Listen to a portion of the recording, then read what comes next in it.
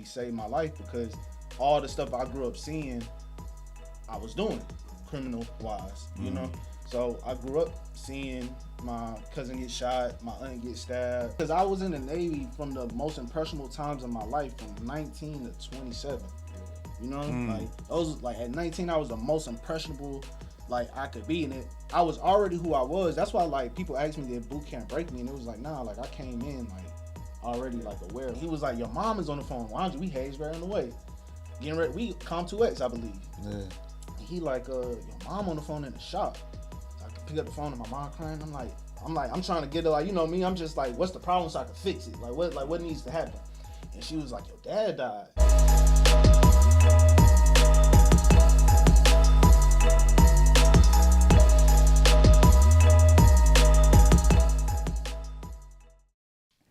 Welcome to another episode of the Addies Podcast, where we salute those that served and those that continue to serve.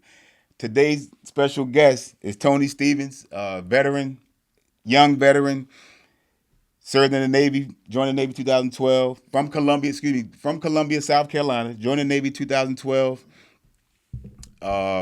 First command was the TR, then the GW. And what was the last command? HSC Winglet. HSC Winglet. That was my short duty. Great young man, talking to him, doing this thing, and still dedicated to like serving the military, the Navy. It's going to be a great episode. AP was good, my man. What's happening, man? I'm chilling. You know what I'm saying? How you? Life is good. No complaints. Right. Tony, how about yourself? Man, I'm great. I'm happy to be here. I appreciate you, man. I appreciate y'all for sure. And shout out to Gerald Johnson for putting this together. That's been my man for a minute, for sure. Volunteer vets. Yeah. Volunteer vets, a big thing. Please look him up, volunteervet.org. Gerald Johnson. Yeah. If you need like to get involved with any type of volunteer services, he's your guy to contact. For sure. Fundraising, that's your guy. Yep. Fundraising. For sure. Look him up. Yeah. We've been talking about a lot of stuff before we got live. Yeah. But my question, Kobe, AI all day. And I know I'm going to get a lot of flack from Kobe fans, but AI just was like, he was my pedigree growing up. He grew up in the hood. He had braids. Yeah. Like, he was, like, he just had everything against him. And it was like growing up, watching him go through what he was going through. And then him being one of the smaller guards in the league at that time. And he was torching, like, Kobe respected, Allen. Right. Like, you know, they had a good friendship for a reason. And, you know, to get the respect from Kobe Bryant, like, you ain't just getting respect from Kobe Bryant. Right. You know what I'm saying? So it's like, when it come between the two, it's like, man, I always go Allen Iverson. Like, to this day, that's always been my favorite player. Yeah. Okay. But when they He's went, a Kobe guy. Hey, I'm just saying, like, they did play in the finals. And somebody can't. There was a winner. There was a loser. Yeah, let's talk about team though. Let's talk about support. Don't do that. Don't do that on this podcast. Oh, yeah, I know because I know it because I lived it. I'm a Sixer fan. I'm an AI fan. I'm an AI fan. I'm a Kobe guy too. We talking to Dikembe Mutombo and Shaq in his prime. Oh no. Come on, what we talking about? I'm just. You know, hey, respect to AI. He was that team. You know, for sure. One, you know, it will go down in English. And it's history. crazy that we happen to be in Newport News. You know, he took that team to the finals almost by himself, on his back as a undersized guard. Yeah, undersized by 160, soaking wet. Yeah, torching hard. Under 6 feet. Dog. I don't care what they say. Under 6 feet. Under 6 feet. Yeah. Like I stood next to him. Like I took his mentality like through my life because I just always liked that he was a dog. Yeah. Like he's just a dog, you know, like that. I just like that. And that's on and off the court. On and off the court. Yeah. And he was just authentically himself. Like I know he get the flack for the practice thing, but like it's just like you asking me about I don't even know. Like we went through a draw run for a spot check and I done passed all the spot checks and like this my 100th spot check and you asking me about the draw run and I'm like, what we talking about? I show up to the game every time. Like, when have we failed a spot check yet? Practice. Y'all asking me about practice. Hey, man, how long you been out? Like, how long you been out? I've been out since 2020. 2020, he's still talking about spot checks. He got it fresh in his head, man. Man, it's so crazy. It's some things he probably learned from there that it sticks with him. Man, because I was when I was in the Navy, like I wasn't like the guy like I didn't join the Navy like hating the Navy and like waiting to get out. Like like I thought I was gonna do 30 years. You know what I'm saying? So I was in it. Yeah, I was knee deep in it. I was doing everything. I was because that was gonna be my career. Okay. Right. So we're gonna get into that. We're gonna get into that. Just go ahead and just get into it. You know so coming from Columbia, South Carolina, what was that like growing up there? Man, it's like the typical, black kid in the hood, single mom. I was born in Raleigh, North Carolina, but then when my parents split, my mom is from Columbia, South Carolina, so we went to Columbia. But I grew up in a 3-bedroom house with 7 people. Like even like right now, like this couch is so comfortable to me because I grew up sleeping on the couch. So like even like as an adult, I still sleep on my couch, like sometimes more than I sleep in my bed, just because that was like the first couple of years of my life was sleeping on the couch. You know what I'm saying? So it was like, man, I grew up seeing everything, and that's why I always tell people the Navy saved my life because all the stuff I grew up seeing, I was doing criminal wise, So I grew up seeing my cousin get shot, my aunt get stabbed, my uncle smoking crack. Like I really grew up seeing all of that, and even the gambling, like I grew up seeing how dangerous that could be with gambling, So that's what it was like for me growing up. And then I never thought about joining the Navy until I got put in a position where it's like, I got to do something else because I'm end up in jail if I don't do this. And even me and my dad, we didn't have a real relationship until like the later years in my life. But he had made a comment to me because he just know like my mom's side of the family just ain't the best, and that's who I grew up with. And he made a comment like, man, you gonna end up like your cousins. And I was just like, nah, I gotta do something. Like something gotta change. Yeah, so yeah, that's what it was like growing up though. Grew up fighting, gang banging, all like the whole nine. The whole thing. How old were you, when your dad made that comment that kind of put you in a pivot to change? I think I was 19. So you was out of high school. I was out of high school, and that's kind of what made him make that comment because I got in a lot of trouble growing up, so I never stayed at a school long. So when I graduated high school from Columbia, I had started my high school career in North Carolina. Okay. But then when the recession happened, my mom lost her job in Raleigh, so she moved back home, and so she wanted me to be with her she wanted to be with me for my senior year. So I ended up going back to South Carolina, but then the problem lied in me going to college because I only came back to South Carolina if she could get me into school with my best friend, and we ended up going. So she ended up getting me to the same high school with my best friend, but I only came like right before basketball season started. So I wasn't in school long enough to be considered in state in South Carolina, and I didn't graduate from a North Carolina school, so I was considered out of state. In general. So when it came time for me to go to college, at first I was considered in state, so I was gonna get like federal aid and all that, and my mom wasn't gonna have to take out no loans because her income, like she wasn't gonna have to take out no loans. And then like when it came back was like actually like he's considered out of state, you gonna have to take out a loan. Wow. And that's when I was like, I grew up taking care of my mom. My mom is like my mom is like even to this day like a lot of me. I look exactly like my dad, but like a lot of me is like my mom. And so I grew up like we just grew up taking care of each other. And I was just like, man, I ain't about to let you go take out this loan for me to go to school. And I told her like at 18, I was like, I'll figure something else out because I already had the hustling mentality anyway. So I didn't know what I was going to do. What I started doing was the right thing. That's how I ended up in the Navy. But I had already told her, like, man, I'll figure it out. And so I wasn't figuring it out. So I was living with my dad back in Raleigh because I didn't like being in Columbia because Columbia it ain't a lot of good stuff going on in Columbia. It ain't too much good stuff going on in Raleigh, but at least it's a bigger city for me to do more things with, Right. And so I graduated. I was working at Foot Locker, and then I was also working. My uncle, my best friend, his dad had like an internet cafe, like gambling spot, and I was working there too. And so I was making a lot more money than people my age because I was working 2 jobs, and I was making $10 an hour at one, like $15 at another one. So I was like cool, but then I ended up getting in some trouble, and my dad was like, "Man, you're gonna end up like your cousins," and I ain't like that because I'm looking at my cousins, you know, they pretty much raised me. That's why I'm so good with kids, because I come from a family where like the kids raise the kids, because like, you know, my mama got to go to, everybody got to go to work, so like you got to watch the kids, you know what I'm saying? So 7 like people in the household, you sleeping on the couch. Working. You know what I'm saying? So it's like I was just always in that position. So it was like I looked up to my cousins, and so when I got older and they was going in and out of jail and all that, I was just old enough to see, like, man, I don't want to be like them. Because I grew up wanting to be like them. Because, like, they was the big homies in the neighborhood. Like, everybody was, like, respected them. Like, you know what I'm saying? Like, everything you got to do to get respect in the hood, they had already did. And, like, that was my bloodline. So I was following that because that's what I was young and impressionable. And that's who I was growing up in the same household with. So that's what I thought was the cool thing to do. You know, at the time, my favorite, my dream car at the time was a Chevy Caprice.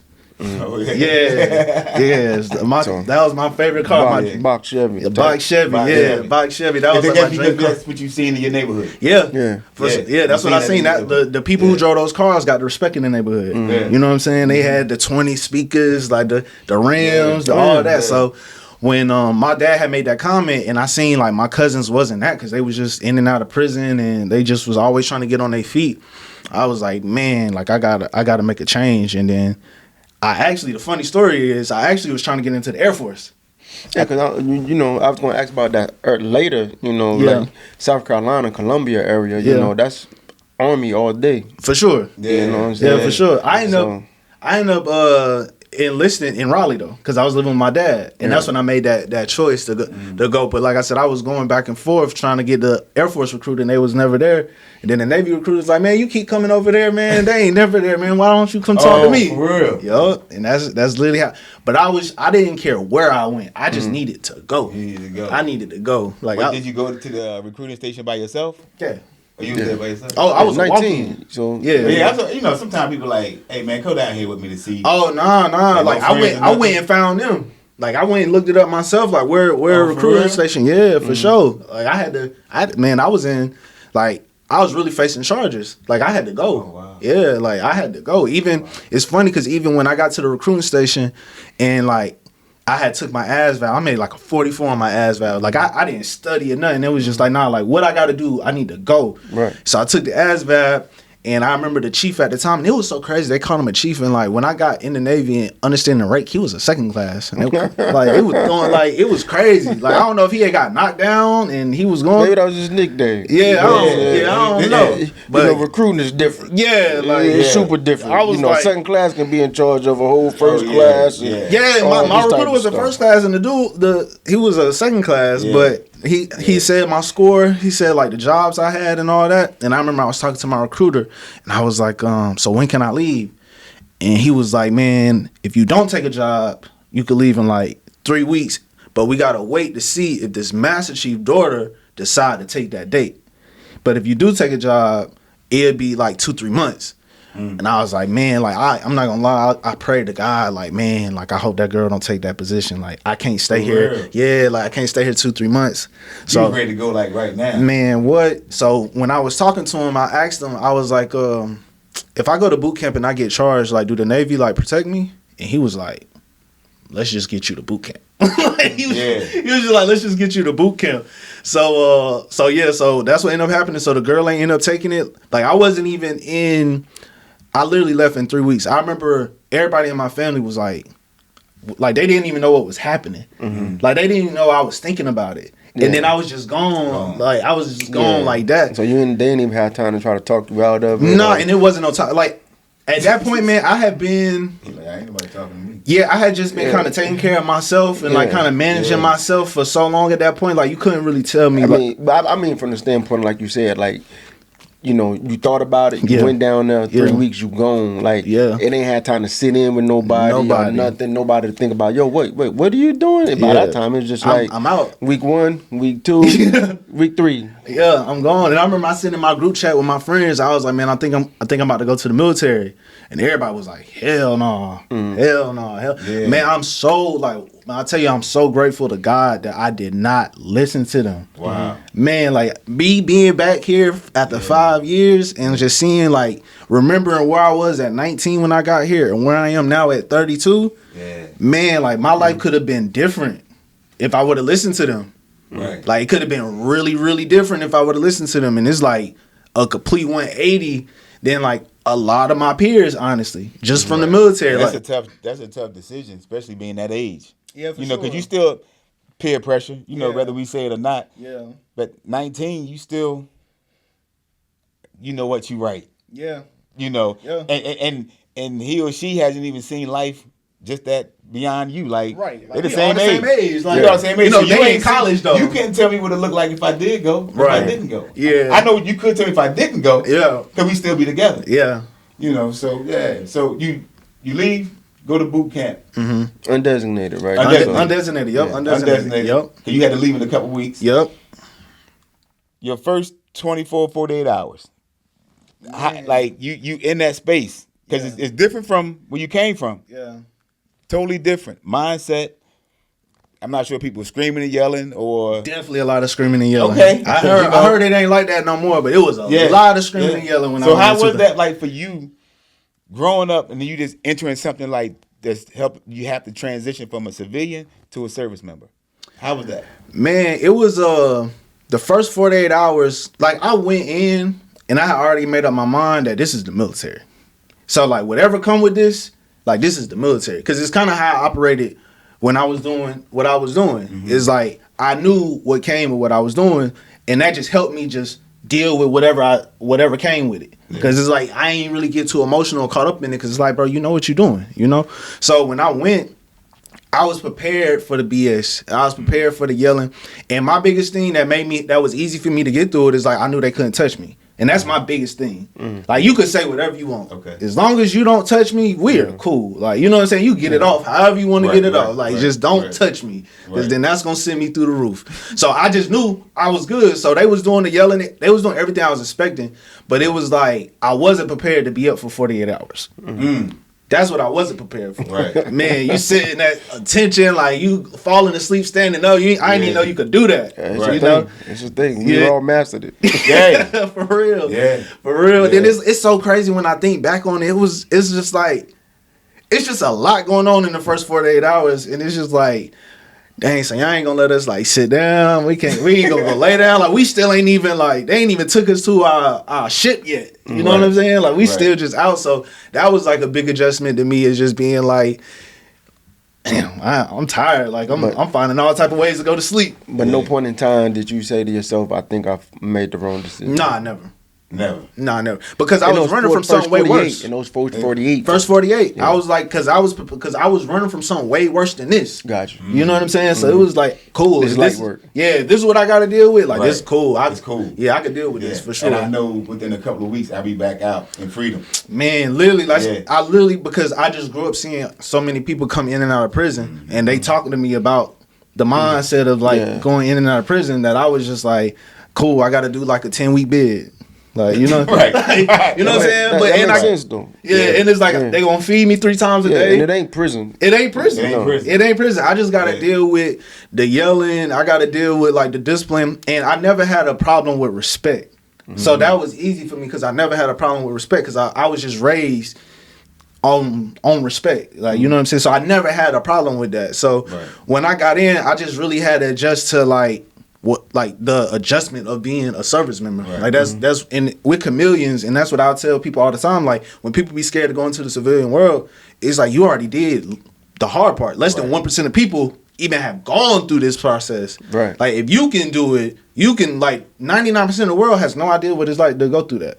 So no doubt. You know what I'm saying? So you go to the civilian world. The civilian world is like, it's cake as long as you take the right mindset with you.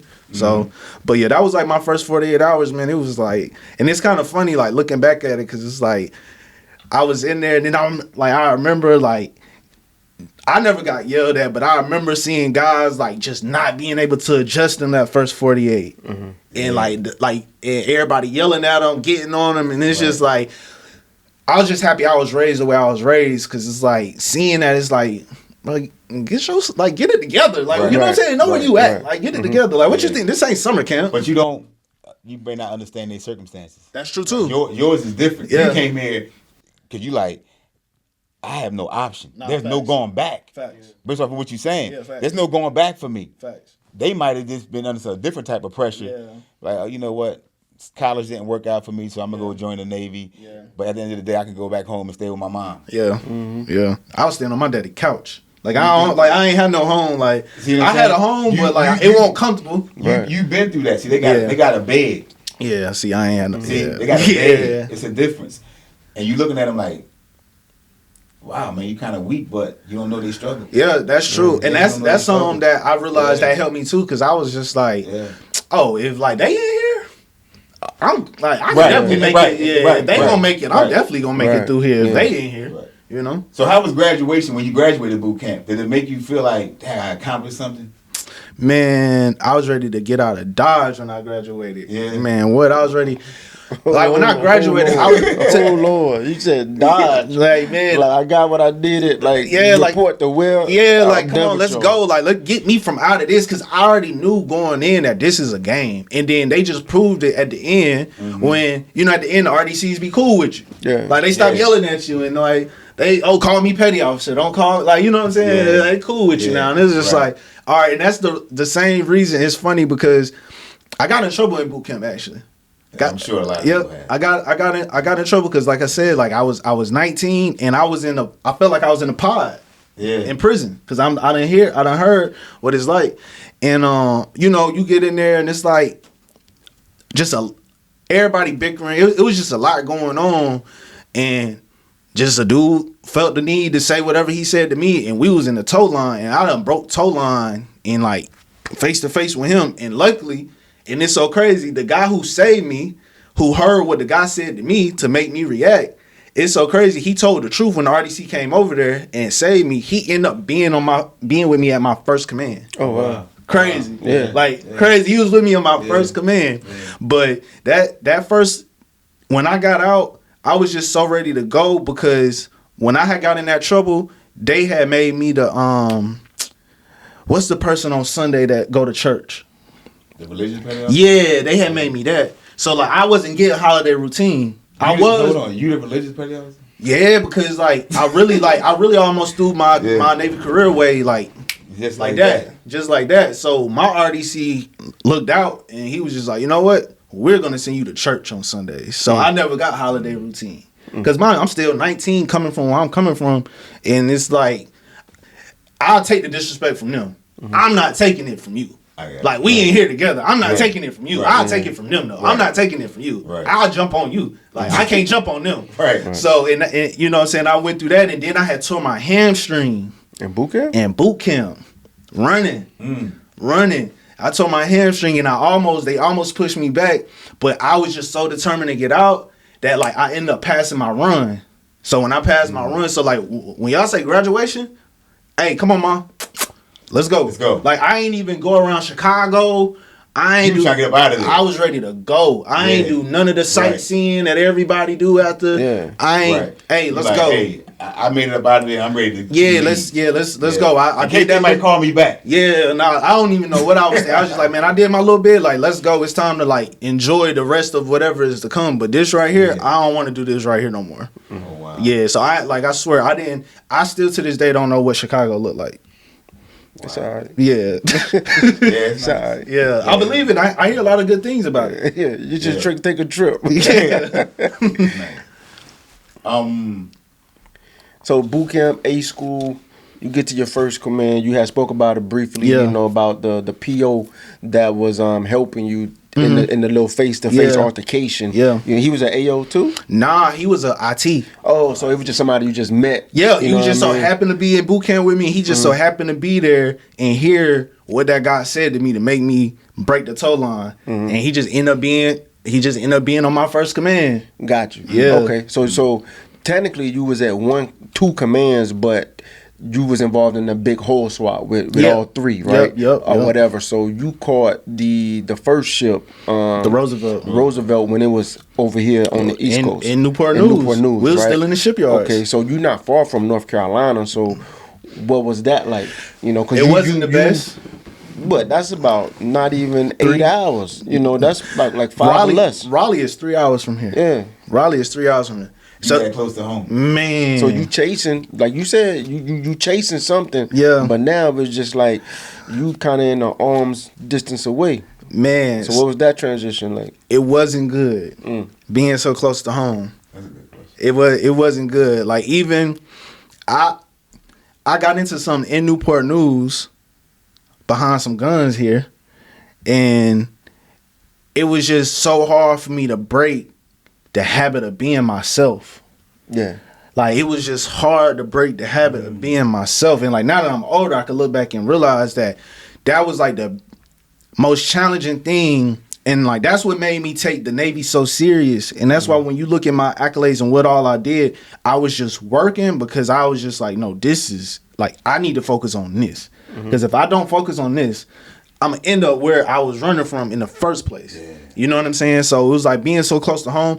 I remember I wasn't even dealing with no Navy girls because I'm like, like y'all not even cute to me. Like I still got the baddies from like back home, like for real. You know what I'm saying? So it's like I wasn't even dealing with the Navy girls like that. You going home flexing. Like I'm bringing them here. Like you know what I'm saying? Yeah, like I'm going to get a hotel. You know what I'm saying? So it was like, so that was the thing right there. And so when I first got here, and then I remember when they was telling me like, oh, like, because I was undesignated, so I wasn't in Pensacola that long, and they was like, oh, you going to your boat to Newport News. And I was like, they was like, man, Newport News is this, Newport News is that. Yeah. And I'm like, where Allen Iverson from? Oh, that's the crib. Back to that. Yeah, like I'm back at the crib. Yeah. Like I'm cool. Yeah. So yeah. So that's what it was like. Wow. Wow, that's a challenge. Yeah. When you close, it's hard not to like, oh, I gotta go home. I'm just a car, a couple hours away. Man, I'm going to the crib every weekend. I'm at the crib. You know, so and it's like I'm back kind of like doing the same thing I was you know, like that you ran from. The same thing I ran from. It's just like, all right, cool, because what ended up happening was I didn't get charged because somebody took the charge. So I was like, all right, like, you know, like I was anxious at first because I'm like, and then like when I found out they took the charge, I was like, all right, cool, like, so I'm scot free now. So like I'm 19. Yeah. So immediately, like I'm back on the same thing I was on, like, cause I done dodged a big bullet. Right. But I'm not mature enough to be like, no, you, like, God saved you. Like, that's a mouthful. You know what I'm saying? That's really, really a mouthful. And the fact that you said it like that, and now that you're old enough to realize that, because see, that's the problem that a lot of people have. They just looked at it like, I wasn't saved, I just dodged. Yeah. And that's a hell of a difference. Yeah. Dodging and being saved. Yeah. Nah, and that's the mind state of a lot of young people. Yeah. You know what I mean? So, yeah. So, you had mentioned something in regards to the difference between dodging and being saved, right? And at the time, you didn't realize it. And like you said, okay, the charges, somebody else took the charges. So with that being said, now it's just like I came in this organization because I was running from something. Yeah. I don't got to worry about that no more. At that time, did it now become like, damn, I'm stuck. I'm stuck in this organization. Like I ain't, because technically now it's just like your reason. Yeah, it ain't there no more. The reason went away. Yeah. I didn't, man, because like I didn't really have nothing positive going on in my life, and the Navy gave me something to be proud about. Like everybody, because like I don't come from a military town. So like going back home in my uniform, I got love. Like it ain't like being out here. They see you in uniform and they just look at you like anybody else. Like, I got love when I went home in my uniform. Right. So that kind of like kept me liking the military because it made me feel good because I wasn't doing anything positive before this. Gotcha. Yeah. So that's, was that like instant? Like as soon as you came, because you know you come home after what undesignated school, APAC or whatever. Yeah. Is that when the pride happened? Yeah, that's when the pride happened for sure. Because I remember being in my uniform. I remember just my whole family. Everybody was happy after the fact. Like first they was like, what is going on? Because you ain't giving no time to I register. ain't giving no time to 3 register weeks, I'm nothing. out, and now And it's they funny in the because uniform. my grandfather was a Vietnam vet, Oh. and nobody in between that had gone to the military. And my grandfather was like a Stockholm Vietnam vet, like you know what I'm saying. So he was like, "That's my grandson," like you know, he was proud, and I like, and my grandfather was like my father, you know what I'm saying, because my dad wasn't really in my life, so like, but he was in my life. Okay. You know what I'm saying? So I like the fact that he was proud of me. Right. Like so. He came to your graduation? Nah, he didn't come. He didn't come. Like my grandparents, like they from the country in North Carolina. They ain't never been on a plane. If they can't drive, they ain't. They ain't gonna make it. If I can't sleep in my own bed at night, I gotta come back to the house. Yeah, for sure. Yeah. So even after the fact, I was still proud because I felt like I was doing something positive. Nice. Yeah. Okay, that's what's up. That's what's up. So again, you back and forth at home and everything. You know what I'm saying? Again, that transition. You in the military, but you kind of not in the military, but you feeling proud of the military. So. And we in the shipyard, so I ain't going out to sea. Like I'm off every, I got to just work around my duty day. Here we go. Yeah. So what was that like? Because again, we got those sailors that's just like, yo, I didn't sign up for this. That shipyard life, it can make and break a lot of first termers. Man, I think it set me up for success. Really? For sure. I think it set me up for success because it allowed me to like still be at home and comfortable on land and not have to like be trying to figure it out on the fly in the middle of the ocean. Okay. Like I got the customary of how the military worked in like in a comfortable position because I'm still going home and laying in my bed at night. Like I didn't come straight in sleeping in my rack for 30 days straight, going out to sea. I didn't do that. So it helped me because I was, like I said, I was able to come home, still watch the game, still have a life. Still have a life. Yeah. You know what I'm saying? When you say home, you don't mean North Carolina. You just mean like station, like in station. I'm just making sure the viewers understand. Like, you ain't going back home. You still close to home. 3 hours. But it's like I'm like when I get off, I get to go to the apartment that I'm sharing with 3 other people and sleep in my bed, and you know what I'm saying, and get up in the morning and come do it again, as opposed to like I'm just out in the middle of the ocean trying to figure this out. Yeah. So it gave your me mental health. Yeah. Your reset. Yeah, it was my reset for sure. Because as leaders, and we've been doing this so long, I don't think we fully understand how important that mental reset is on a daily. Yeah. Because like you said, y'all only was doing what the generation before y'all showed y'all. And like you said, because see, when I came in, my first command, I met the ship on deployment, so I'm totally different. You know what I'm saying? So they got access to me 24 hours, 7 days. For sure. You know what I'm saying? Hey, we've been waiting on you. No, it's just like wake you up out your rack. Yeah. You know what I'm saying? Like I'm off. Like we need you to come back up here and do something. Yeah. Type flight ops going on. What I'm saying? Yeah, buddy, we need you. That mental reset, that daily reset, that's important. For sure. You know what I'm saying? So I understand what you're saying. Yeah. Makes sense. Make a lot of sense. Yeah. So how long was it? Were they sending you on, little underways to get quals or anything? Nah, because I was undesignated. Right. I was undesignated. So it was like, because I was undesignated, I was really, and that's what made it, that actually, when I think about it right now, I never thought about it until just now, that actually set me up for so much success because in the shipyards, all we did was work. And I was eating nothing. And because I was eating nothing, I was the one always working. I never had a problem working. Like one of the things my mom used to always tell me growing up, like she hated a lazy man. Like she did not rock with a lazy man. So you had a strong work ethic. Yeah, you had 2 jobs before you came in. Yeah, exactly. So I had the work ethic. I had the work ethic and I had the respect already coming in. You know what I'm saying? So that really helped me. So it allowed me to stand out because it was like, all right, cool. Like everybody getting off at 1600, they need people to stay late. All right, cool. I'll stay late. My chain of command, like I like my chain of command. They was even like looking out for me, like even to the point where they was telling me like, hey, we got to put this out to everybody, but you should do this.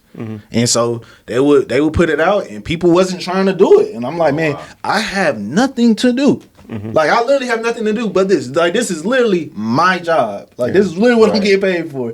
So yeah, I'll do it. I'll stay late. So I was able, like, because it wasn't a lot of like job related stuff going on. It was more like maintenance and all that being in the shipyard going on.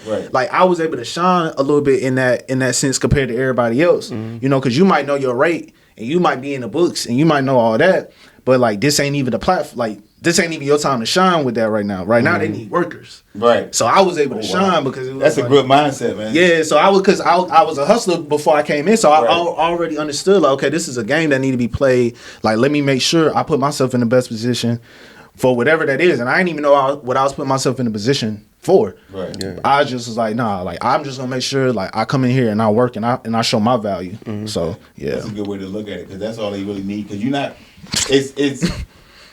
it's not too many people doing their job in the shipyard. You know, man, we needle gunning, like, painting. We need workers. Literally. That's if you look at it from that standpoint, like, oh, that's all y'all was looking for. But they never say that because you military. Yeah, exactly. It just don't sound right. Yeah, exactly. Yeah, it just don't sound. So right. yeah. So you get into your first ship, the TR. Yep. Do a hull swap. What was it like checking in there? Like, I know we talked about being in the shipyard, but what was it like? You walking up like expecting. Because you know some of your friends probably went to a carrier that was out to sea. They did. Some of them went to a aviation squadron. A lot of them was already in NOB. I thought NOB was like, you know, New York City. Yeah. You know what I'm saying? Because I ain't from here. I'm in Newport News. And I ain't really got no reason to go over there. Because we staying in Hampton. Got you. Yeah. I got you. So once the ship get over to Newport, leave Newport News and over to NOB, you know, now you Navy all day walking to and from the ship, everything like you got to be on your P's and Q's. You got another ship sharing the same pier, all that type of stuff. Man, it was a learning curve because like we didn't know it apart, like we didn't you know what I'm saying, like we had to learn all of that stuff. But like luckily for me, by the time we actually took the boat, and that was another thing that made my first enlistment so impactful because I was so prideful because we really took a ship from the shipyards on a world cruise. Like we really did. Like, you know, we was like that TR crew.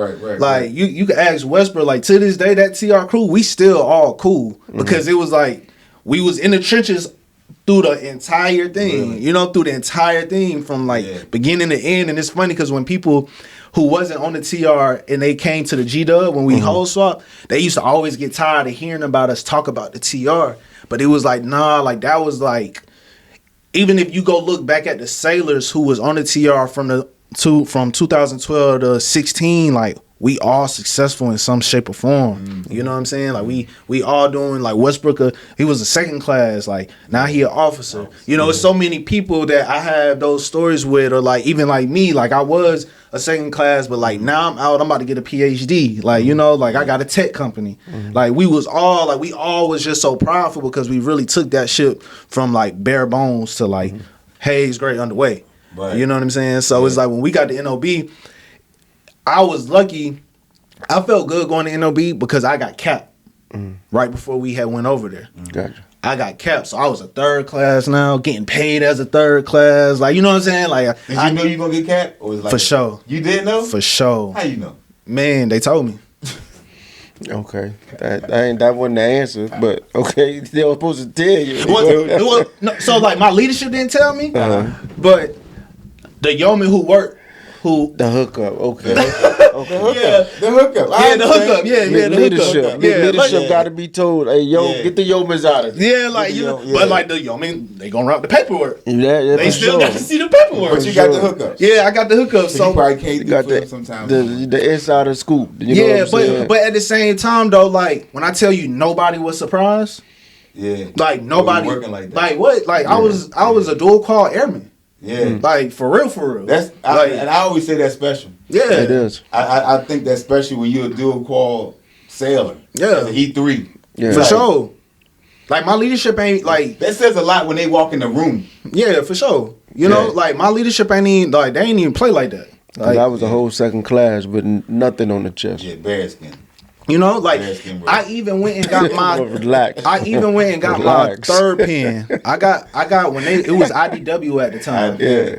And I think they changed it to IW. Yeah, they did. I even went and got that all because my sailors was on me about getting it because I was on them about getting dual qual. Yeah. So like I had already set that standard of like a high standard of like, nah, if we could get it, we getting it. Right. You know what I'm saying? Like we always gonna have 2 pins on our chest. Like that's just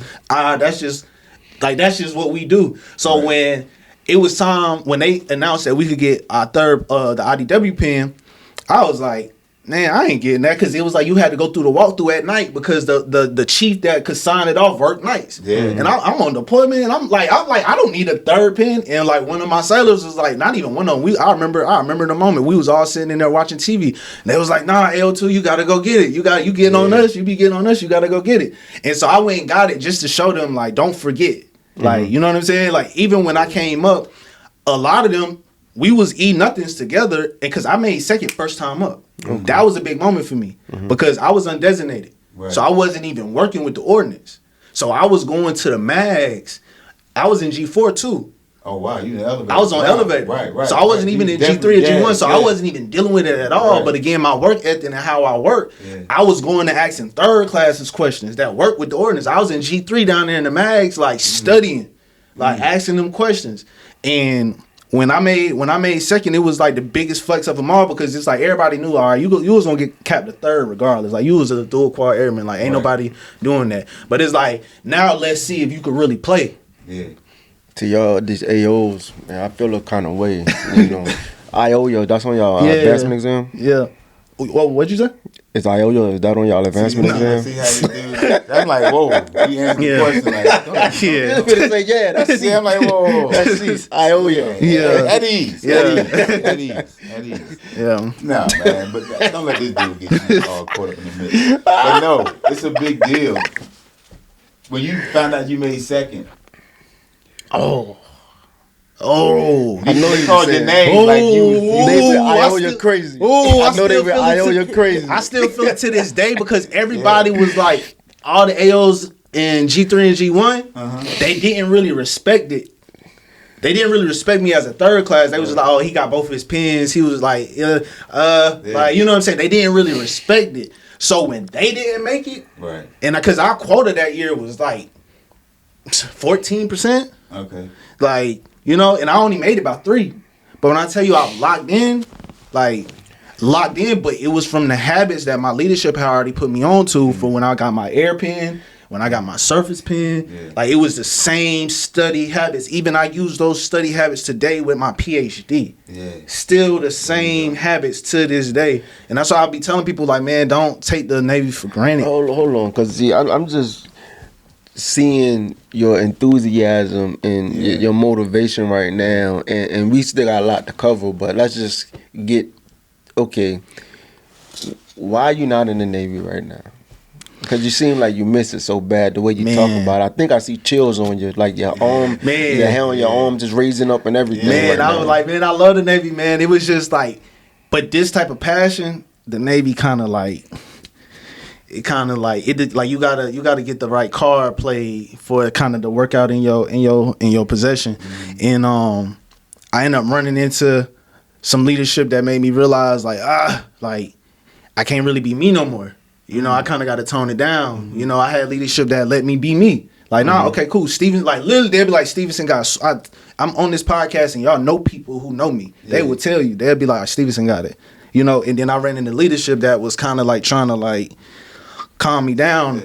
And I tell y'all for real, the real was when my dad died. And I just realized, like, I'm in the Navy. So when my dad died, my senior chief, I didn't tell y'all this on camera, but when I was LPO at nights, like my senior chief had a thing, like, don't wake me up. Only wake me up if you need to actually wake me up. Other than that, I'll talk to you in the morning. And he woke me up. And he was like, your mom is on the phone. Why don't you? We Hayes right on the way. Getting ready, we Com2X, I believe. Yeah. And he like, your mom on the phone in the shop. My mom on the phone in the shop. Yeah. We in the middle of the ocean. Immediately jump up. Something ain't right. Immediately jump up. And I remember walking into my shop and it was like a movie because everybody knew what had happened. So everybody, like when I walked into the shop, like everybody was just like watching me walk to the phone. Yeah. So I pick up the phone and my mom crying. I'm trying to get her, like, you know me, I'm just like, what's the problem so I can fix it? Like what needs to happen? And she was like, your dad died. And I was like, what? And it's so crazy because my dad was an alcoholic and he had got a new kidney. And before we left, he was telling me, because me and my dad we had made up our relationship. We was good at that time. He was like, man, come see me. And like, I was about to go on the way. And I'm like, I don't want to drive there. I got to be on the boat Sunday. I don't got to be back to work Monday. I got to be back on. And then like, I'm not getting off the boat until 4:00 Friday anyway, because like, you know what I'm saying? Yeah, And that I was comes just to like, work schedule. You getting ready for deployment. yeah, you know. So it was like, man, I'll see you when I get back. Yeah. Just you know what I'm saying? Right. Taking it for granted. I see Natural. when. It's Yeah, natural. like, man, I see you because I ain't really like, you know, by the time I get down there, come back, I gotta turn around. Like, I see you when I get back. And shit, I never saw him again. So when they had called, they sent the Red Cross. I was on the boat for like 3 days. And then they flew me off the boat for 10 days. And then that was another thing. They didn't even know when they could send me. So and I'm the only child. Yeah, so like my family is waiting on me to even schedule the funeral. Wow. Yeah, so it's like, so then they finally get the date. I called them like, yo, I'm coming home. So they like, all right, cool. So then they schedule the funeral, go to the funeral, they fly me back. And man, like when they flew me back, like I still on right. But like because of my position, they like, here go your Hydra. You know what I'm saying? Like, like back to work. Like you back? Cool. And it's nobody's fault. And I don't want to, like, I love my leadership. Like, to this day, like, love them. They took care of me. Like, they the reason I am what I am today. Yeah. It was just the nature of the beast. We getting ready for deployment. Right. Like, so, like, yes, your dad did die, but they not, like, you know what I'm saying? Like, they not.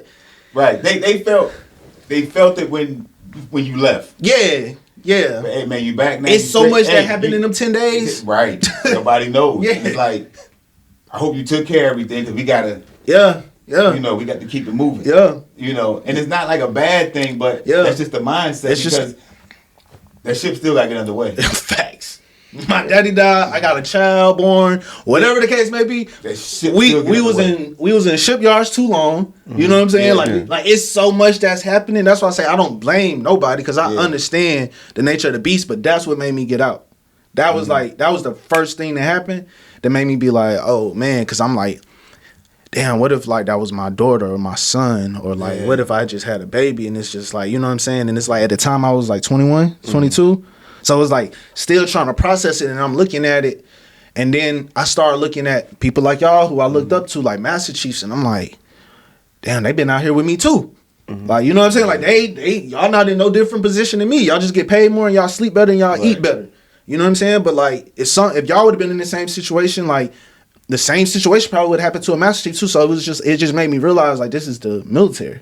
You know what I'm saying? And I was still young and I wanted to have a family. And I was just like, man, like this ain't a family, you know what I'm saying, friendly company in a sense, you know. And it's like I said, it's nobody's fault. It just is what it is. It played out like that. And that was like the first thing because I didn't really have a relationship with my dad in the early years of my life, in majority of my life. You know what I'm saying? And it was like that was one thing as a man, I was like, that's one thing I'm not gonna fall short of. Like, I don't have kids now, but I knew like when I have kids, like I'm not gonna fall short of being a dad. And that made me look and be like, man, I'm seeing everybody else. Like I remember being on deployment, seeing grown men cry, like realizing like, dang, I wasn't that present in my child's life. Like, you know, like seeing that. And I was just like, nah, I got to start figuring something else out. So let me ask you this then. In hindsight, like you said, it wasn't nobody's fault, but it made you feel a way. If your leadership could have did something different, what could they have done? Man, to be real, like I don't think they could have, because how do you measure how long it takes somebody to deal with grief? And for me as a leadership person, like that is, you know, like because everybody handled it differently. Yeah, so and that's why I asked the question, like, what could they have done? Yes. You know, because just your passion right now, how you still speak on it. You know, as a leader, you don't find out for people that's active duty right now. Yeah. You know, and a part of me just listening to you and knowing, you know, what you're doing. You know, again, it's like, damn, we kind of miss one. Yeah. You know what I'm saying? Right. And like I said, I think it was God, man. I don't think it's nothing. Like it was out of y'all hand. It was out of everybody's hand. Like it was in God's hand, because it was just like he had something different planned for me, you know. Because it's like, again, like I had good leadership. Like so, it's like, and it's like the way I can't answer, because it's like how they would have handled me is different from somebody else. Yeah, you know, because everybody just different, and that's when this was like so. To answer your question, like as a leader, that's something like that's really out of your control. Yeah. Because some people could have just came back, and some people would have liked to have been busy. Exactly. You know what I'm saying? Like some people. That's me. Like, I just got to work through it. Yeah. Some people would have liked to have been busy, but like for me, it was so unexpected. And then I was just thinking, like, dang, like I could have seen him before I even left. Yeah. You know what I'm saying? But the Navy took priority. Yeah. The Navy took priority. Yeah. You know what I'm saying? So that's why I was like, it's nothing. It's just like, man, it just happened. It just happened the way it happened. Yeah. You know what I'm saying? It ain't really nothing nobody could have did. You know, feel guilty about it. You know, because again, this how we make a living. For so sure. At some point, it got to take priority over certain For things. sure. You know, because without this, we don't eat. And, For sure. And that's hard for some people to accept and handle. Yeah, for sure. I'm a grown man. Like, you know what I'm saying? This life. You know, like I got bills. I got goals, dreams, aspirations, and like at the time, the Navy was that thing. Right. You know what I'm saying? So it's like, again, whatever come with it, come with it. Okay. So from that point, you know what I'm saying, you kind of knew then, like, all right, the Navy gonna have limited time for me. Yeah. You know what I'm saying? So y'all do the whole swap and everything. You end up doing more than one enlistment though, right? Yep, I did 2 enlistments. So if you made your mind up then when that happened, what made you stick around for a second enlistment? The hustling me, understanding like I need more time to get stuff in place. Gotcha. And I got a bonus on deployment. And I was getting paid for E5. Okay. And I was in the Middle East. Okay. Yeah, so it's tax free. Tax free. Yeah, okay. So with the bonus. With the bonus. Yeah. You know what I'm saying? And it's like, again, I didn't like have this vendetta against the Navy and nothing. Yeah. I was just like, all right, cool. clearly see that. Yeah, I it's clearly like, see that. cool. Yeah. I gotta make a pivot for me. Yeah. You know what I'm saying? Like, just for me, I just gotta make a pivot. And so I was like, all right, cool. I'm gonna do this. I'm gonna do another enlistment. And then I'm gonna start going to school. That's what I did, and that paid off for me because I was able to get I was able to get 2 degrees with my GI Bill. So first enlistment, you running. Like I gotta get away. Yeah. Second enlistment, I gotta get stuff in order For sure. to get up out of here. For sure. Like you said, this one I'm gonna set my pivot on. For sure. This one right here, I'm getting this money. I'm getting this tax free. And again, ain't nothing wrong with that. Yeah, you know, a lot of yeah. people do that. You know what I'm saying? I had a plan. Like that's it. Hey, You know. that first enlistment, we wildflowers. Yeah. You know what I'm saying? Straight wildflowers. But you still transitioning. Yeah. It's because you went to boot camp. You just got the basics. Yeah. Exactly. You know, those next 3-4 years is like, Yeah. oh wow, I'm doing me. Yeah. I ain't got nobody to tell me, hey, make sure you be at work. Yeah. That's it. Cause see, Make sure you be at work. what I learned as a leader and why I'm so patient with you know first termers sometimes is because it's just like for 18, 19 years or whenever they decided to join, they've been them. Yep. They've been You them. know, and it's Yeah. just like this 3 months, 4 months, whatever time, however long boot camp is or your Yeah. A school, they still been them longer than that. Yep. Because that ain't even like You know? the fleet. It's not anything. Yeah. The only thing boot camp really teaches you is how to march. If you don't know how to march, Facts. stand at 45 and Navy terminology. Yeah. That's it. Military You know, terminology, yeah. I mean, you're going to still be who you are Facts. at the conclusion of those 4 months. For sure. Because I spent more time being that person than this person. For sure. You know what I'm saying? Yeah. I mean, some people might physically change because they might lose some weight. You know what I'm saying? Whatever. Yeah. But again, to say I've developed habits and things I've done this consistently enough to change me, it's kind of absurd. You know It is, what I mean? but at the same time, when I look back at it, I remember I had a guy. He was getting out, and before he came to my mag, I had already heard about him, and I was like, "Hey man, look, I'm a man, you a man. Like I got the rank. Don't make me use my rank. If I ask you to do something, I'm not gonna ask you to do nothing that I haven't done or I'm willing to do. Right. You know what I'm saying? Like just let's keep it there. Cause sometimes you gotta take the rank off and the uniform off, and sometimes you just gotta talk to a person like man to man. Because it's like, you know, like at the end of the day, and that's what made it so easy for me, because at the end of the day I gotta do what you tell me to do. Right. Like, you know what I'm saying? Like at the end of the day I still gotta choice. and like I never wanted to have my thumb on somebody to be like that, because like now, like, come on, we human, you a man, I'm a man, bro. This is what it's gonna be. Like, you, all right, cool. Like, let's go ahead and get that out the way, so I don't even gotta pull rank, because I don't even want to pull rank, because I ain't even gonna be wilding on you like that to ask you to do something that I'm not doing, because it's been time where third classes have tried to take, you know, anything out of my hand, because they like, man, you got airmen sitting around, but I was the second class, I ain't have time for that. We was doing a fleet reset. Like, oh yeah, you know what I'm saying? Like, I don't have time. Hey man, if you're not working, go clean. You know, like I ain't like, cause I don't have time to be a second class sitting on my hands, acting like ain't nothing getting done, because we still got to go to the production meeting and tell Oho where we at. Right. You know what I'm saying? And it's gonna go in the first class, and then the first class is gonna come down to me. So it's like I didn't have time for the rank thing. It's like, hey, who working, who not? You're not working? Let's go clean something. You know what I'm saying? Whoever working, come with me. Right. You know, so it was just like when I started realizing when you just deal with people, when you kind of take the uniform off, because some sailors are so used to people pulling the rank. Right. You know what I'm saying? They so used to somebody throwing their weight around. And I had a second class, and I will not say her name, but she gave me the best example of a leader I did not want to be. Oh, wow. Man. Flip side. Like, I had Westbrook. Like I said, I had Westbrook as... Shout out to West Coast. Yeah, shout out to West Coast. You know what I'm saying? Like, he really... Mr. Van Gogh. Van Gogh. It was Westbrook. I don't know if y'all know Pollard. I think he ended up being a senior chief. Derek Pollard. Yeah, I know who that is. Yeah, Derek Pollard, and then senior chief James Stafford, and then I had senior chief Neho. But Derek Pollard, L2 Westbrook, Derek Pollard, and James Stafford. That was my chain of command, and all of them was the example I wanted to be. Okay. So I just followed them. There you go. Yeah. There you go. And some upbringings that you had too, like it's all mixed in. Oh, for sure. Yeah, you know. Yeah. Into that leader that you are. Yeah, I got a lot. Like I said, my mama, she ain't play that. Yeah. So you get off the GW, you go to shore duty. What was the shore duty command? HSC Wingland. HSC Wingland. Yeah. Over there with the Hilo guys. Yep. How was that? Like, how many years you had to do over there? 3. Yep. Where in that 3-year mark did you say, I'm not re-enlisting? Man, I re-enlisted knowing I wasn't re-enlisting. Yeah, this is setup. Yeah, this was the setup. Okay. Yeah. Okay, that's right. You said that. All right, so when you knew it was time, was you ready? Oh, for sure. I was ready. And then I asked that question because a lot of people, and you got out, this is COVID time. Yeah. There ain't a lot of jobs. It's jobs, but there ain't a lot of jobs out there that talking about, hey, you know, I just retired, now I'm looking to be hired. Yeah. You know, what was that like getting out around that time during COVID? Man, so I had started flipping real estate and selling insurance before I got out. Okay. So I already started replacing my Navy income. Gotcha. So I started realizing what it's like to make $100,000.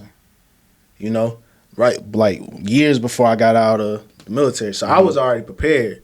So when I got to shore duty, I just knew I wanted to keep going to school. Mm-hmm. Like I knew I wanted to keep going to school because I still didn't know what I wanted to do. But like even though I was getting out, like I just love the Navy. Like I just love the game I had joined. Like you know what I'm saying? I look like Mitch from like Paid in Full. I just love like you know what I'm saying? I just love the game. So it's still like gonna respect me, B. Yeah, like, you know what I'm saying? So it's like, and I end up, and it's so crazy because I finally won Sailor to Court. I never won Sailor to Court on a boat, and I was so mad about it because it's like no lie, like me and Senior Chief Stafford, me and Pollard, like we was like they was like we was always practicing like my questions, like my sailor's tree, like we was always preparing me because it's like they kept setting me up and I kept losing to like somebody in supply. Like honestly, I always lost to somebody in supply who needed to be capped because they quarter was so terrible. You know what I'm saying? We gotta get him a plaque. We gotta get him a plaque. I can tell it still bothers man, because it's like because I was just like I was doing everything like even my leadership my leadership was just like.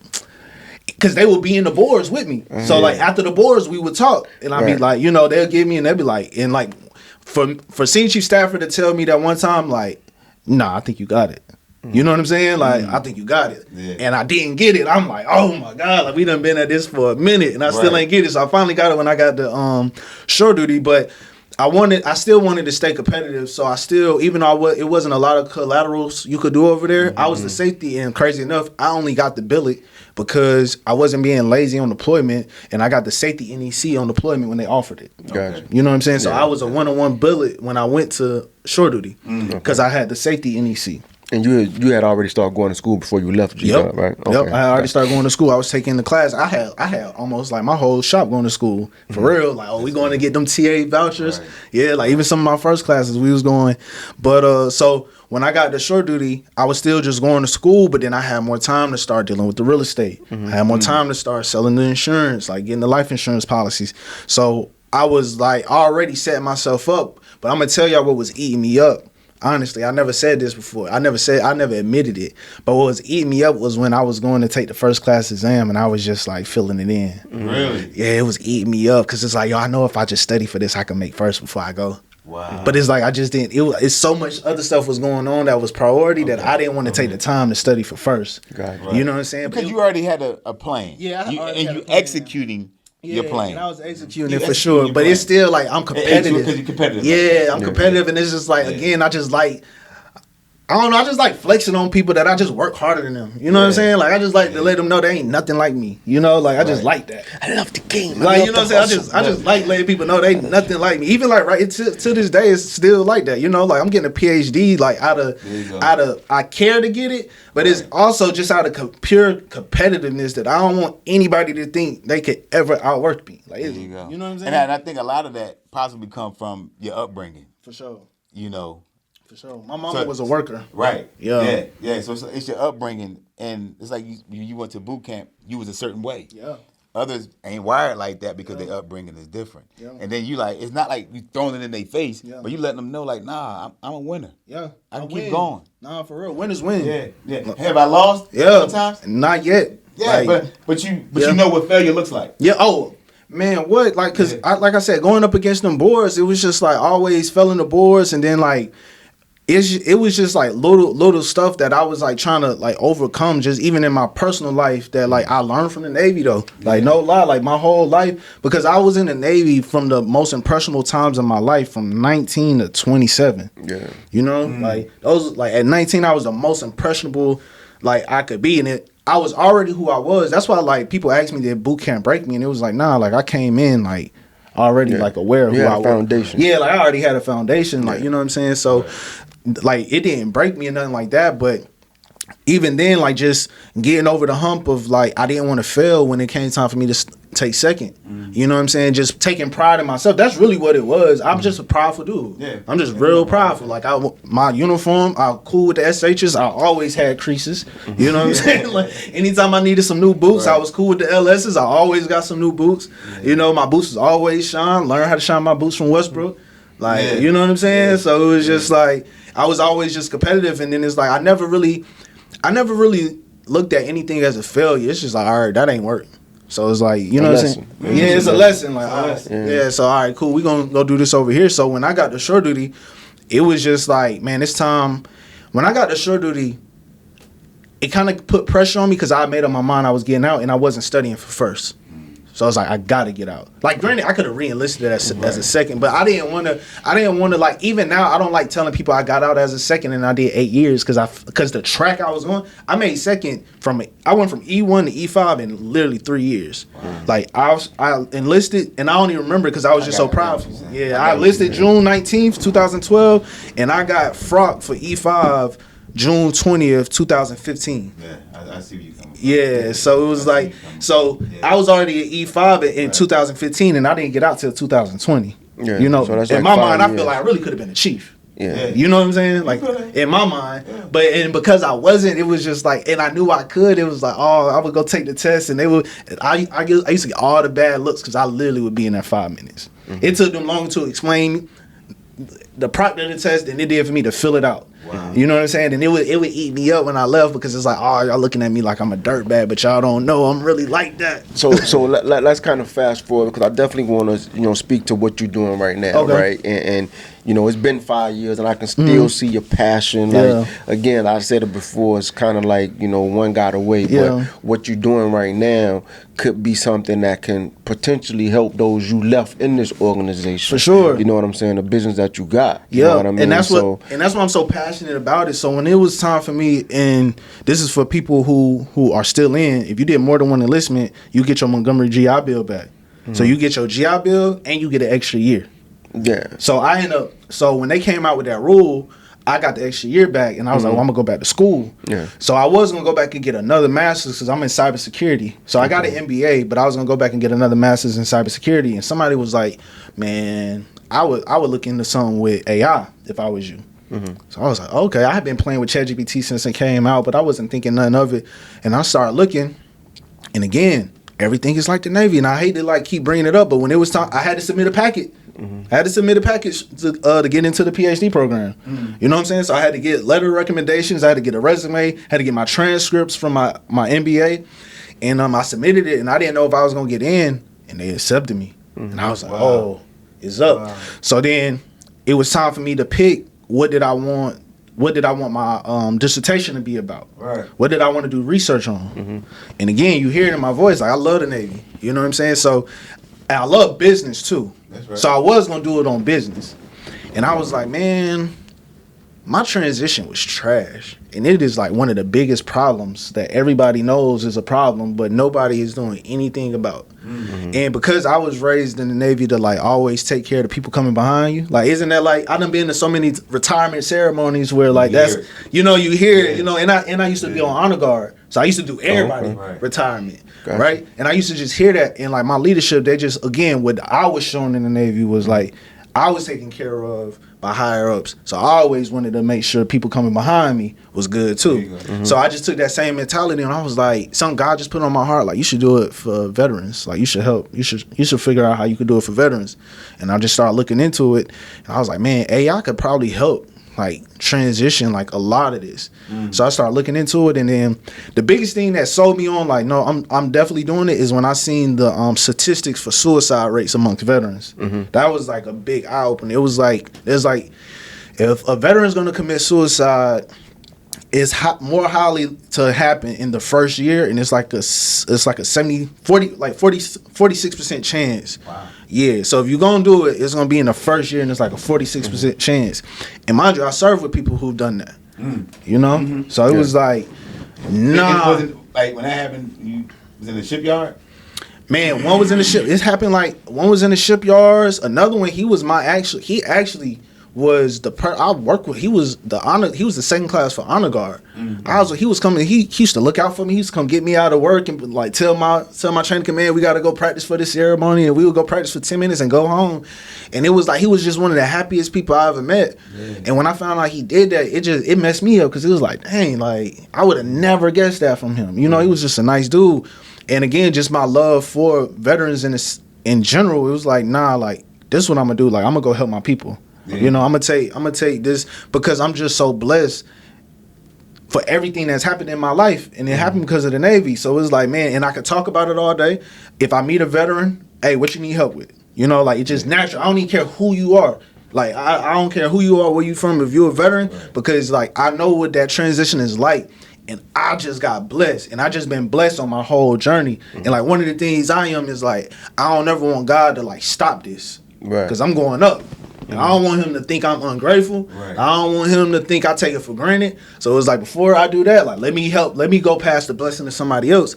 And so that's when I started doing the research and realized like, man, I'm gonna just start my own tech company, and I'm gonna build an app so that veterans, like before we even go to TAP, like we don't even need TAPS. I would love to teach TAPS. If anybody see this, I would love to like have a curriculum in TAPS showing veterans how to use AI. And that's what I started doing. So I started building the app for it, and I just started realizing like I'm a product. I'm my own product because I've transitioned out myself, and I know how hard you have the experience. I have the experience, and I know where the holes are at. So what are some of the things AI can help a veteran with in the transitioning process? Man, the number one thing is like that resume, man. Translating what you did in the military to civilian terms, like those transferable skills, like understanding AI can help understand. Like if you're in the military right now, I would go to ChatGPT and tell them, or go to my website, nautic.ai. I have a free ebook that I have. Can you spell it? NAUTIQ.ai. NAUTIQ.ai. Yeah. So it was AI for sailors, because when I started it off, I'm like, I'm a Navy guy through and through, So it's like, I'm going to do it for my people. And then a business advisor that I got, he was like, yo, you kind of want to make something like that for everybody. But I was just so big on making sure I came back and took care of the Navy, because that's just how I am. He was like, you kind of want to make it for everybody. And I was like, okay, cool. So I ended up changing the company to Nautic.ai. And I did Nautic because I still wanted it to be something that highlights the Navy. You know what I'm saying? Like Nautic is like, and then and my logo got the compass on it. You know what I'm saying? Like, so it's like I still want the Navy to take credit for this. You know what I'm saying? So I ended up changing it to that. But if you go to Nautic.ai, it's a free ebook you could download, and I put all the prompts in there that you could go in there, you could take the prompts, you could put it in, fill it in yourself, and they'll give you everything you need. Because one of the things that I had trouble with is trying to explain to a civilian company that I can do this job. You know, because it's like, no, like I really, like, you don't know my pedigree from the Navy, because I can't, you don't come from that, so I can't explain to you that I can do this job. And I had a hard time trying to like explain that. But then another Navy veteran helped me do that. My first job as the assistant vice president at Citi came at the hands of another Navy veteran. He was a pilot. I literally reached out to him, and my story is in my ebook if you go download it. But reached out to him, asked him for advice. Like, man, I see you work at Citi. I'm trying to get on at Citi. I knew it was a veteran-friendly company. Reached out to him, asked him how did he get in. And we got on the call. He ended up helping me with my resume. He ended up reaching out to the hiring manager on my behalf. It was just, it's kind of like the same thing in the Navy. Like when you know somebody going up for a board and you want to let somebody know, like, hey, that's my guy. Like, you know, like, and so that's kind of how it happened. And so really I just took, because I've done it, I've got into banking with no experience, and I got into cybersecurity with no experience. So I just knew, like, oh no, I kind of got a format, because I kind of did the same thing to get both jobs. So let me just put this in an ebook. And then when I put it in an ebook that people could go download, I realized, like, oh wow, like, let me figure out how to make this easier for people. How can AI make it easier for people? And like I said, like, the first thing I would do is like just understand what is your transferable skills based off what you're doing now, so you could get it out of military jargon and put it into like civilian terms. Right. Gotcha. Yeah. It's specific for that particular job. Yeah. Whatever that job may be. Yeah, Like a resume, but Yeah. you making it easy, and it's right there at your fingertips. For sure. Yeah, right. Because I know the way of us learning majority of the time is in the classroom, in the military, for the most part. Which the world is moving away from. They moving away from it, Far slowly away from but it. surely, and they got to catch up to what you're doing. Yeah. You know, because the majority of people have their phone in their hands Already. You know, and if I got the information right there, readily available to me, I can go over it instead of, okay, the class is cool. I'm not knocking it, but times are changing. Times are changing. Times are changing. And the way to get to people is through, and AI is a big tool that they're using. And like the thing is that I want to do is like I want to be able to. So what I'm working on right now is I want to partner with SkillBridge, and I want to help veterans, like, before they even transition out. I want to be able to get their resume. I want to be able to figure out what industry you want to go in. Let's start there. Yeah. A lot of things you could do. Like, let's pick an industry and then let's bust it down from that industry. Figure out what you want to do and find a company that's either approved for SkillBridge or that you would like to be, because I think it's a process that you like companies can go through to get SkillBridge. Yeah. But like, you got to submit an application. But like, what I would like to do, like what I'm working on right now, is like that same process to working with SkillBridge and saying, hey, like, our sailors or our veterans, they're not coming with their hand out. You know, they're upskilling. Like, they're actually bringing value to your organization, because you're not paying anybody to do AI right now. What we're doing is upskilling. What my app and what my community is going to do is upskill the veterans to say, okay, this is what you want to do. Okay, let's go correlate this with where this industry is going to be and how AI is going to disrupt it and how AI could be beneficial. So let's go learn this part. Like, let's not go learn everything that's currently going on. Right. Let's go like anticipate where the ball is going. Let's anticipate. Right. So let's just go get the skills for that specific industry. Let's do the research, figure out where is this industry going, how AI is going to disrupt it, and let's go learn that skill. Then we're going to take that skill and go to the company and say, hey, look, we got a guy. He has this certification, or he has this knowledge. He already did like a whole little, like, a package in a sense of, hey, this is what this guy is gonna do based off AI. You're not paying anybody to do this, and you're probably figuring out how to do this, but you don't have the time. Let our guy come in, do it for 6 months, and just make sure he get a job at the end of the 6 months. Just so make sure you kind of like flipping the whole skills bridge as it stands now, because now it's the company apply for skill bridge, they have the job already in place that the veteran is going to be doing. But you're saying basically like, hey, company, I have a sailor that's is trained to do something you're not yet thinking about. You're not even thinking about it. And look at, and like, okay, I'm a business guy, so let's look at the numbers of how this is going to help your company. You know, like let's look at how much would you have to pay somebody to even do this? Okay. You know, like, and how much is this how much you gonna make in these 6 months from having this implemented? But that's it could be in the sense of improving that business 1000%. because just say somebody has a skill that's moving airplanes on a flight deck. Yeah. And the capacity and the space that you have on that flight deck, you got to be thinking really sharp. Yeah. Because you parking them, you know, wingtip to wingtip. Let that tire rub something. But if I can go in your company and I can tell you the strategically way that we think from a flight deck perspective, I might can increase your company's revenues by, you know, whatever percentage. You know something that all like it's I don't know other branches, but Navy specifically, you know, like the number one industry we should be in, project management. Yeah. Project management. Yeah. Because we the leaders of we do it. That's every day. Yeah. We go to a production meeting every day to figure out what needs to get done. But the app that you're working on that's set to be live in January. In January, yeah. Right. That's not what the app going to do though, right? Nah, it's not going to do that. Because we kind of getting ahead of things. But come January, your app, because right now it's just the ebook. So if I'm interested in checking you out, I can go download the ebook. Ebook gonna give me step by step, kind of like your roadmap, what you did or whatever, right, to get or land a job. But when the app comes in January, how would the app replace the ebook? Because it's just gonna be like I'm building it just to be like ChatGPT. You're just gonna talk to it. So it's gonna be a resume builder. It's going to be a career agent. So I'm building agents. So it's going to be a resume agent and it's going to be a career agent. So the resume agent is going to help write out your resume for you, put it in a PDF for you, make it all nice and fancy. But then also the career agent is going to be able to tell you based off. So before you even can download, as you set up your profile, you're going to take a 10-question quiz. That 10-question quiz is pretty much AI determining what roles fits your personality. What roles actually fit your personality, and then from there it's going to give you jobs. So it's going to give you a list of jobs in which you would be a fit for. And then after that, another agent is going to give you. It's going to be an interview prep. So it's going to be you're going to be able to talk to it back and forth and get graded on how you answer questions, and it's going to give you recommendations on how you should answer questions based off your resume. Yeah. So that's going to be the app. So it's gonna be a lot more to it, but right now those are like the three features: the resume, the career agent, and the interview prep. So I plan on adding a lot more to it, like the financial planning, and then I'm also in talks with a guy to add something that can streamline disability too in my app.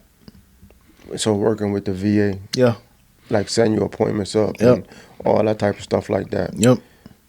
So like my whole goal is to build like a community. Like the app, once you download the ebook, I get your email, so I could communicate with you. So then when the app comes out, I could let you know like, hey, we got the beta test of the app. Go try it out. But at the same time, I'm gonna be partnering with other people like yourselves and like other veterans who are out here doing things and who have done it and who have advice to give to come back and say, hey guys, like we have 200,000 veterans get out every year. I got the numbers. I do the research. You know, 200,000 veterans get out every year. Like, if easily, you know. So it's like if I can just find one place to put all of us, you know, to be able. So it's like we could wave a flag and say, hey, just come over here and like we got you. I feel like my goal. So my overall goal for the app is to show decrease in suicide rates. That's like my whole goal. That's the whole goal. Like once my app go live in January, because I do the you know, I'm a PhD student, so I got access to research and I understand what I'm looking for in the research. So I'm a track those numbers and I'm gonna use AI to track those numbers. I'm gonna build a whole dashboard. So for you, like you said earlier, you know, if a service member is going to do that, the probability is within that first year. First year. From where you sit in that, you thinking it's because they can't find employment. They underemployed. They don't have a community no more. because I went through post-military depression myself, because y'all hear how much I love the Navy.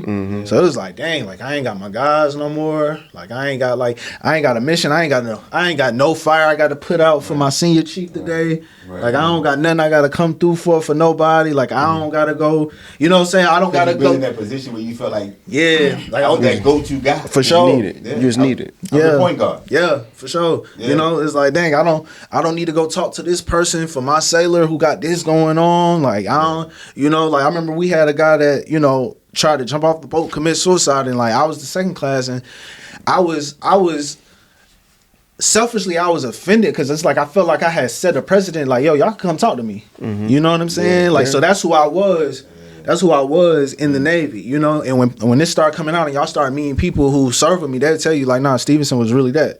You know, like people really came to me and like depended on me, and I like showing up for my people, because again, I had leadership that showed up for me, and I just came from I'm just cut from that type of cloth. Like if you under me, I got you. You know, like we not going out here and I'm just gonna watch you drown. Like, you know what I'm saying? Like, whatever it is that come with it, like, come with it. I got you. You know what I'm saying? Like, you go look to your right and you know I'm right here. Yeah. You know, and it's like, I didn't have that when I got out. You know, so it was like, I went through that dark time, because it's like, and then, like, everybody started spreading out. Like, it was just, so it's like, if I could create a community to where you could still have that sense of camaraderie, and then at least be able to get over that first year, that hump of like not knowing what you about to do, because that's like the biggest part, because you had so much purpose when you was in, and now every day, and now you out, you went through TAPS for a week, but you still foggy. Like, you know what I'm saying? Like, how hard is it to get back in contact with all those people? And there's so much information. Like, where do you start? Right. You know, so it's like, I want to build a community where people could come.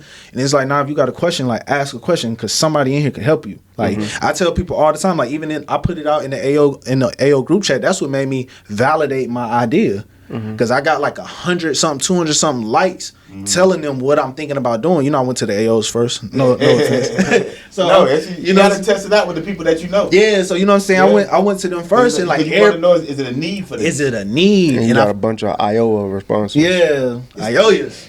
You know what I'm saying? Ioyas. Why you doing? I'm just saying, man. So those part of what they typed out. So it's like, you know, but so it was like, that was like the whole ideal of like, nah, like let's save some lives, like let's really save some lives, because it's like some good people out here that is like taking themselves out of here, and it's like, nah, like look at my life, like I done lived in 5 countries since I've been out, you know, like look at my life, like nah, come get this, like, you know, like you ain't gotta, like it gets greater later, like it really do get greater later, like it's okay, you might be in a dark spot right now, but like I'm trying to raise my hand and say, hey, nah, come talk to me, you know, and I send people my personal number, call me.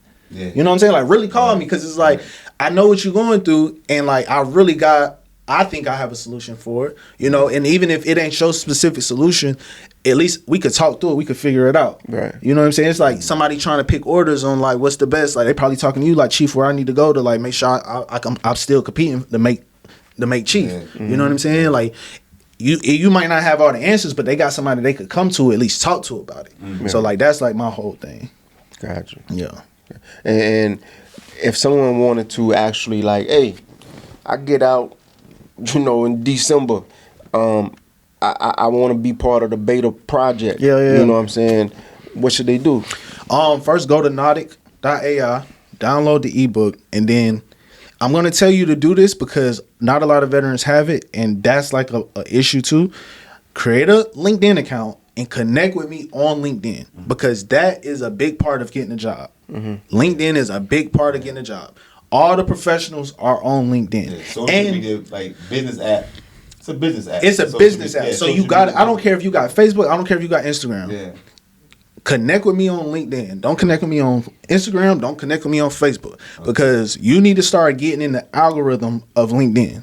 You need to build, like that's like one of the first steps of like transitioning is building out a proper LinkedIn profile, because that's what people use now. Yeah. You know, so that's what I would do. Download the ebook. That way, at least I got context and you have context on when we have this conversation. It's ironic because that's one of the things I think you should leave TAPS class with, a LinkedIn account, and you know, I think that should be part of the TAPS transitioning class, like how to use it. It sounds crazy, you know what I'm saying, but it's people out there that don't do social media at all, and you know, they tell you about it, you know what I'm saying, because again, just recently retired. Right. So I've been through taps, but it's just like, nah, like a full account. You know what I'm saying? A full account. Go get you a headshot. You can use AI to get a headshot now. And learning how to actually use it. For sure. Yeah. And that's what the resume also, that's what like the resume builder,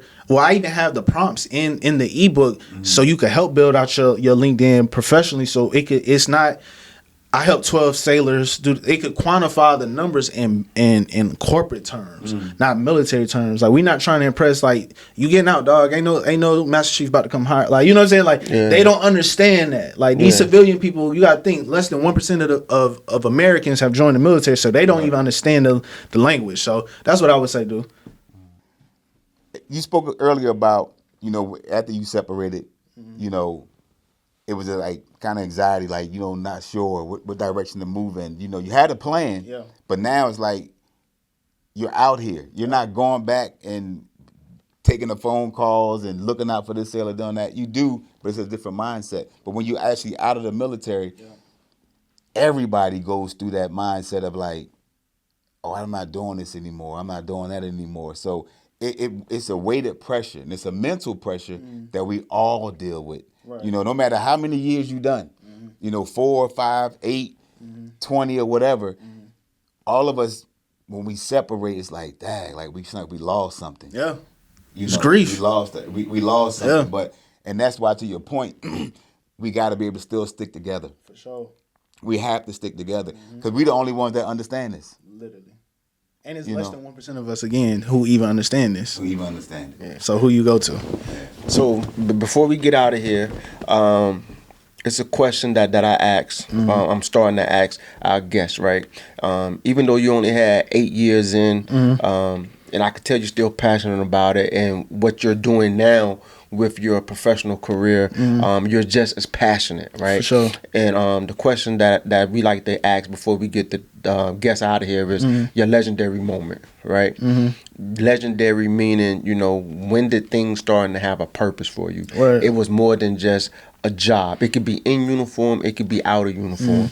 When this became something bigger than yourself, your purpose, your reason, your legacy. When did you have your legendary moment? Man, I would say recently. I'm currently interviewing for a AI educator role at the University of South Carolina. And I'm realizing that everything that I'm doing for veterans is also needed at the university level for students. And I realized that the military prepared me for this moment in that interview. Because when I walked into the interview was like a board. I had people sitting there. They had questions to ask me. And I was so comfortable in that interview because I've been here before. Because of everything I went through in the military of just like always being a hard worker and always getting sent up for awards. And it made me realize like, man, like I'm about to double dip. Because not only am I about to help like the generation of, you know, sailors and veterans that come out after me, I'm also about to prepare the next generation, our next leaders at the university level, you know, to go on and do great things with AI too. So it was such a crazy and legendary moment because when I was sitting there having the interview and I was hearing the questions they would ask me and I was providing the answers that they needed, and they even knew about my company now, my software now. Yeah, they even knew it because I do have it on my resume, and they knew about it and they was asking me about that, and I was saying, you know, just how I say like with my app, you're gonna be able to take a quiz and it's gonna identify your personality type to tailor everything towards you. Same thing for the students. Right. You know, so it's like it was a surreal moment when I was sitting there, and it made the interview so much easier because I'm like, oh, like what everybody need this. Like everybody needs to learn how to adopt and use AI. And I'm just happy that I'm in a position to be the person that is helping lead that. You know, so it's like because it's like I'm still in the mindset of taking care of my people. Like, you know, taking care of people, which was the mindset that I got. I always had it, but then I was able to kind of prove it in a different level when I got to the military of how to help people enhance their life through like career development in a sense, because that's really all leadership do. Y'all just help us with career development things. Y'all just tell us what moves them. Just guide us, like, you know. And so like now I'm about to be able to do the same thing at a university level, and I'm doing it at home. Like, it's not a university that I didn't grow up watching. It's at the University of South Carolina. It's in Columbia. And Fort Jackson is right down the street. Yeah, it is, yeah. It's literally it's literally 15 minutes away from the campus. So it's like I can do everything in one place. Right. So it's like, man, like that is it's surreal because I'm telling y'all this in real time. Like I just had that interview 4 days ago, 2-3 days ago, like whenever it was. But I just had that interview and I left that interview. And again, if you see me, I have braids.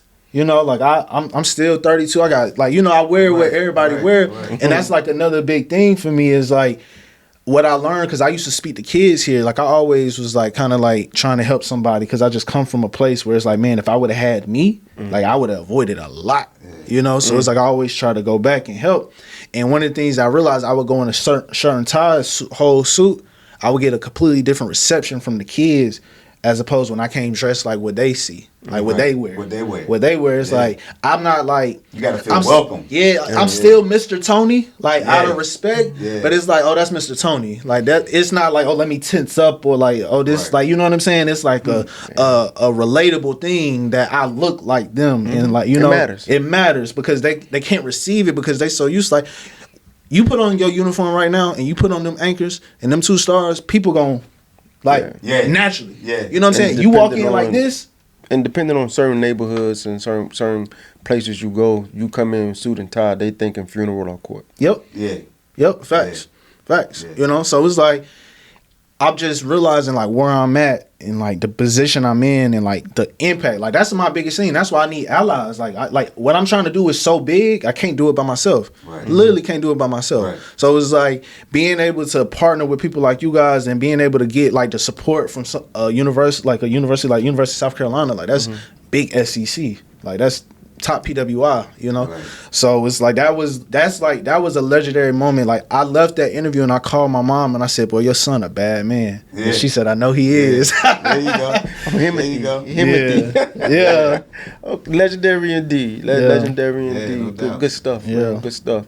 So, you know, man, we can go all day with you. You know what I'm saying? From transition. It's not your bad. It's a good thing. You know what I mean? Because again, your passion for the Navy, which we share, and then your passion for helping transitioning sailors or military members, period, which is also a passion that we have as well. You know, which is why we do some of the things that we do, i.e., go like a Hall of Fame and things like that. Man, y'all keep doing that because that is gonna save y'all from going through what I went through. Because I didn't grab onto nothing to keep helping, like to stay in that mode. You know what I'm saying? Like y'all figured it out, like, and y'all gonna be able to like recruit other leadership when they get out to come help y'all push this because we just still want to be a part of, you know, because that's all the Navy really is. Like, especially at y'all level, like y'all level, y'all don't like at y'all level, y'all just taking care of people. Like y'all, you know what I'm saying? Like y'all just taking care of people. That's like y'all biggest thing is like just taking care of people. And I can only imagine like at y'all level what that would feel like not having that and trying to figure that out. You know what I'm saying? So and it's like officers and other people of y'all rank and leadership that is looking for that, but and they need it. They need it. So it's like what y'all doing, like I applaud y'all for doing it and figuring out and like keep doing it and whatever help y'all need from me, y'all got it. Because it's like this will save a lot of people, and that's what I'm looking for my app. Like whoever want to come on board, help, test, whatever. If you want to be a part of a bigger mission, something bigger than yourself, like cool, like let's link, let's talk. Like that's why I wanted to talk to y'all because it's like okay, y'all trying to do something bigger than y'allself. So it's like nah. So I want to salute y'all for doing what y'all doing. Appreciate it. Yeah, and we definitely got to get you back. You know what I'm saying? Maybe a few months after the app or before the app actually launch. You know what I'm saying? Help recruiting you some people to help with the beta. And help you with your information. Your data and everything to push it where it needs to go. Because like you said, it's about ultimately for you. It's about saving lives. For sure. Know what I mean? Yeah. And that's the main important thing. So definitely appreciate you for coming on. Appreciate y'all. Thank you for sharing your time with us. You know what I mean? And again, man, your passion that you have for the organization is kind of unreal. You know what I mean? Yeah. Imagine trying to deal with me as your second class. That'd be you can really just sit back. I got it. That'd be a good thing. Like I said, it's active duty people that don't share the same passion that you have 5 years removed. So, that's to be applauded, man. Yeah, appreciate it. Thank you. Yeah, no doubt, man. For me, I'm just so happy that to see a young man, brother, you know, not young, you older, but getting out at 27, and making that conscious decision. Because some people are so worried, like, what does it look like on the outside? You know, we hear a lot of conversations. We have conversations. It's people who've been out 5 years still trying to figure it out. You know, they might be taking care of their mother, their father, whatever it may be. You know, like, they're like, wow, I retired now, but I'm still doing this, I'm still doing that. The unknown. At 27, it's a lot of young service members getting out and not sure what direction they're going in. But the most important thing that I love, you talking about I'm getting a PhD. Sure. That's huge, man. Like, that's huge. A friend of mine I went to high school with, she just got her PhD. She's a teacher. And it's like, wow. When you see that, it's like, that's another level of respect. Yeah. And it's like, I don't want to be the only one. Respect, like, man. I don't want to be the only one. I just want to go pave the way so I could show you, like, this is how, that's something else I even want to do. Show people how to strategically, before you even get out, like, hey, start seeing if you could be a sophomore before you get out. That way, you know what I'm saying, you only got to use 12 months of your GI Bill to get your bachelor's, and then you can use the other 24 to get your master's, and then if you did more than 2, then we're going to double back, and you're going to use that 1 year to start your PhD. Like, you know, I'm trying to do the like just it's the Navy. I know I keep repeating myself, but it's like the same blueprint that I got when I got in the Navy from Westbrook and all of them is like I'm using the same. It's the same format outside the Navy. It's you know, so it's like if you just do this before you get out, you don't even got to worry about when you get out because you could just get out. You can already start rolling. So, but hey, man, congrats to you, man. Appreciate Keep you. This thing. Again, like he said, you got to come back on. I will. And again, we partnering doing some stuff. It's gonna be. They'll see it. Yeah, they'll see it for sure. They'll see it. Yeah. You know. So again, man, good looking, baby. Thank you. Appreciate y'all. All right, man. At ease. Peace. We out.